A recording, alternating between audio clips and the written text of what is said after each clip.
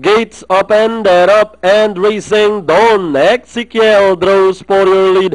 Moving up in between runners is entry number 2, Senor Bon to take the lead. Surprise Call running at the center. Then followed over by Sharp Cookie, Dragon May, followed by runner number 7, St. Mark. Next in line, that is Minstrel Queen. He's running by the rail, and treating the group is China's Gold as they race at the last 800. Senor Bon, this time by about a length and a half. Don Ezekiel in second, racing in third, Surprise Call. Then moving up, Sharp Cookie, Dragon May, moving up on the outside as they race at the last 450.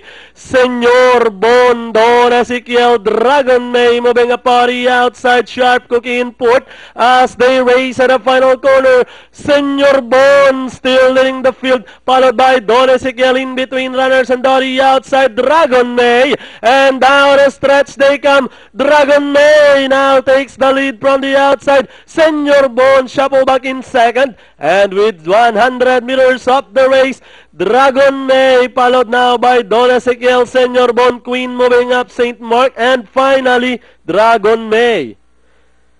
Second, Don Ezekiel, St. Mark, Queen. Then comes Sharp Cookie for your Pentafecta. Okay, crossing the wire first. Medyo